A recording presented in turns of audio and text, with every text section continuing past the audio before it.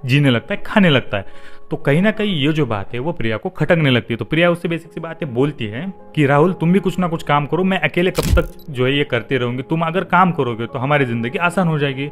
But ये सुनने के बाद राहुल उसे जो है डांटता है, फटकारता है, कि उसे बोलता है कि मैं ये सब कुछ नहीं करने वाला, मैं तो बस मस्त बैठ के खाऊंगा। राहुल उसे ऐसा बोलता है। बस इसी वजह से जो है दोनों के अंदर काफ़ी ज़्यादा नोकझोंक होने लगती है, आए दिन दोनों के झगड़े होते रहते थे। बट एक दिन क्या होता है, राहुल जहाँ पर किराए से रहता था जिस घर के अंदर, उसी घर के अंदर राहुल चोरी करता है। एंड चोरी करने के बाद कुछ ही दिनों के अंदर जो घर मालक होता है उसे पता चल जाता है कि ये जो घर के अंदर चोरी हुई है ये राहुल ने ही की है। अब जब घर मालक को ये पता चलता है कि ये चोरी राहुल ने की है, फिर घर मालक क्या करता है, अपने कुछ बेटों के साथ यानी कि जो पड़ोसी रहते हैं उनके साथ मिलकर राहुल को काफ़ी ज़्यादा पीटता है, उसे मारता है और उसे भला बुला कहकर राहुल और प्रिया को जो है वहां से घर से निकाल देता है। और राहुल और प्रिया जहां पर रहते थे वहीं पर एक यास्मीन बानो नाम से एक औरत का काफी ज्यादा आना जाना लगा रहता था। तो इसी वजह से जो है राहुल की पहचान उस यास्मीन बानो से एक अच्छी खासी बन जाती है। फिर जब वो घर मालक राहुल और प्रिया को घर से निकाल देता है तो उसके बाद जो यास्मीन बानो होती है वही उन्हें जो है इन राहुल और प्रिया को अपने घर पर लेके जाती है। वहां लेके जाने के बाद वो यास्मीन क्या करती है, राहुल को तो जॉब लगा देती है एंड प्रिया को बोलती है कि तुम मेरे घर पर ही काम करना, मेरे बर्तन मांजना, मेरे लिए खाना बनाना, बेसिकली जो फैमिली होती है उस यास्मीन की उनके लिए जो ये काम करना, ये सब कुछ बोल देती है। इसके बाद जो इन दोनों की जिंदगी अच्छी खासी चल रही थी। राहुल को भी जो है जॉब मिल चुकी थी एंड प्रिया भी वहां पे काम करके मतलब अपना पेट तो दोनों ही पाल रहे थे। बट एक दिन क्या होता है, जब राहुल घर पर नहीं था तब ये यास्मीन बानो और इसका बेटा साहिल ये दोनों मिलके प्रिया के रूम के अंदर जाते हैं। एंड रूम के अंदर जाने के बाद जो डोर होता है उसे लॉक कर देते हैं। एंड लॉक करने के बाद प्रिया एकदम से शॉक हो जाती है। प्रिया उस यास्मीन से बोलती है कि तुम ये क्या कर रहे हो, वो डोर खोलो, मुझे बाहर जाना है। लेकिन वहां पर वो दोनों उसकी एक भी बात नहीं सुनते। यास्मीन अपने बेटे से बोलती है तू जाकर उसके साथ कुकर्म कर, और वो खुद अपना फोन निकाल के ये सब कुछ शूट करने लगती है।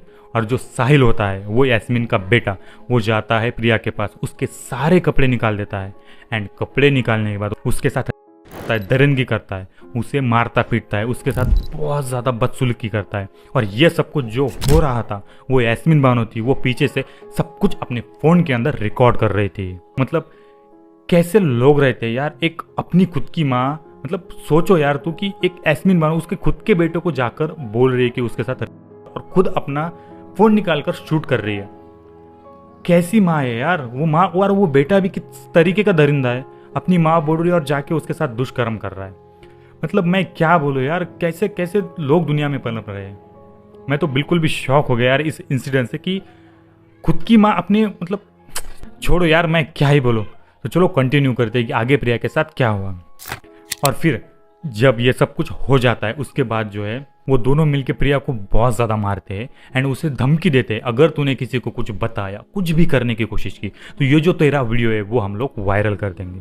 एंड फिर हो जाती है शाम के टाइम राहुल घर पर आ जाता है। घर पर आने के बाद जो यास्मीन बानो होती है वो राहुल को ये सब कुछ वीडियो दिखा देती है। वो बोलती है कि मैंने तेरे बीवी को रंगे हाथों पकड़ा है और ये रहा इसका प्रूफ। वो जो वीडियो है वो उसे वीडियो दिखा देती है कि देख तेरी बीवी को मैंने रंगे हाथों पकड़ा है, और उसे बोलती है कि मैंने साहिल और तेरी बीवी को जो है रंगे हाथों पकड़ा है, और वो वीडियो वो उसे दिखा देती है। और जब राहुल ये वीडियो देखता है उसके बाद वो शॉक हो जाता है कि प्रिया आखिरकार ऐसा कैसे कर सकती है। लेकिन यहाँ पर प्रिया की कुछ भी गलती नहीं थी, ये जो यास्मीन थी और साहिल उसका बेटा, ये सब इन दोनों की मिली भगत थी। लेकिन यहाँ पर ट्विस्ट क्या आता है, जब राहुल प्रिया के पास जाता है, उससे बात करता है, तो उसकी बात सुनने के बजाय वो विश्वास रखता है उस यास्मीन पे। उसे लगता है कि जो यास्मीन ने बोला है वो सब कुछ सच है। प्रिया उसे कन्विंस करती है कि ये मैंने कुछ भी नहीं किया, इन दोनों ने जो है उसे डरा धमका के ये सब कुछ किया है, वीडियो भी बनाया। लेकिन जो है राहुल प्रिया की एक भी नहीं सुनता, उसके साथ झगड़ा करके उसे मार के वो भी वहां से निकल जाता है। और वहां से राहुल प्रिया को छोड़कर निकल जाता है और वो फिर कभी वहां पर नहीं आता है लौट के। अब यहाँ पर उस यास्मीन और साहिल के साथ प्रिया अकेली पड़ जाती है और फिर अब चालू होता है नकली शादी का खेल। मेरे से ना वो शादी के काम करवाते थे, शादी करवाते थे वो मेरी 10 दिन की 15 दिन की शादी करवाया करते थे वो मेरे से।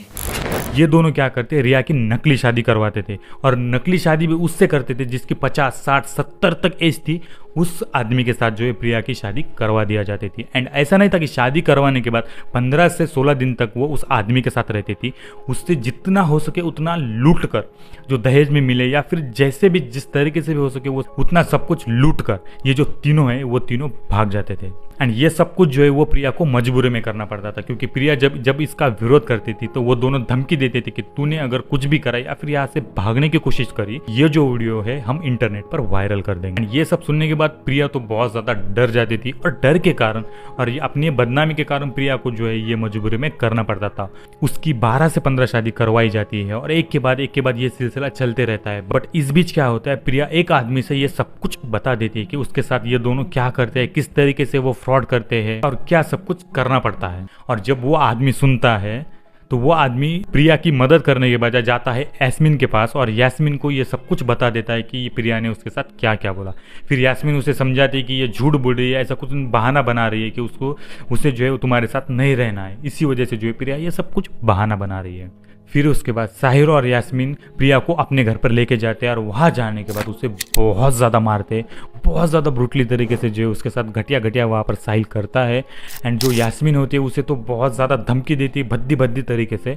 फिर वहाँ पर जो प्रिया होती है वो तो बहुत ही ज़्यादा डर जाती है कि आखिरकार वो करती भी क्या, अपना खुद का पति वहाँ से उसे छोड़कर चला गया, उसने तक विश्वास नहीं रखा, इस दलदल के अंदर वो फंसी चुकी थी।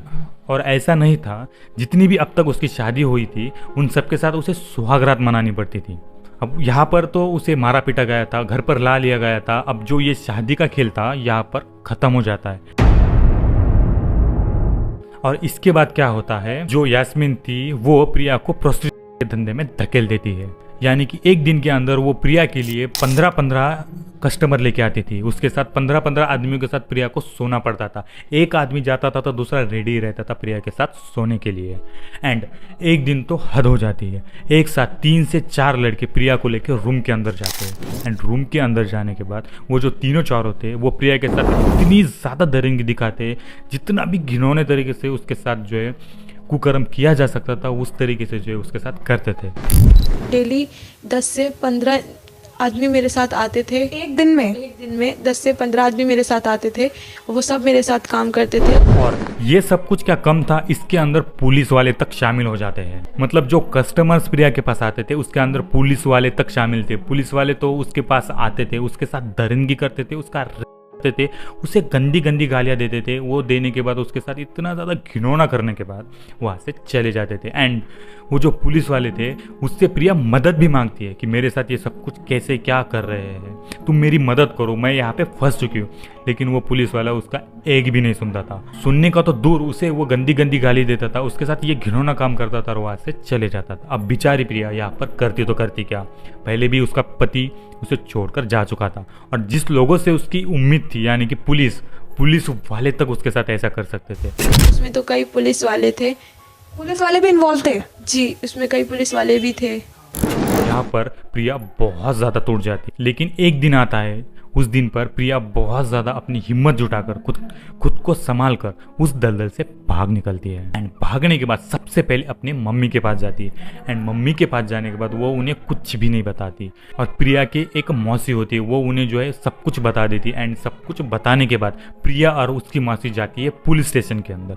पुलिस स्टेशन के अंदर जाने के बाद प्रिया के साथ जो कुछ भी अब तक हुआ था वो सब कुछ पुलिस वालों को बता देती है। एंड जब पुलिस वाले सुनते हैं, सुनने के बाद उनका रिप्लाई क्या आता है प्रिया को, आप अगर सुनोगे तो दंग रह जाओगे। आपको भी गुस्सा आ जाएगा कि जो कानून के रखवाले वो भी ऐसा, मतलब वो ही ऐसा कर रहे हैं तो क्या ही बोले।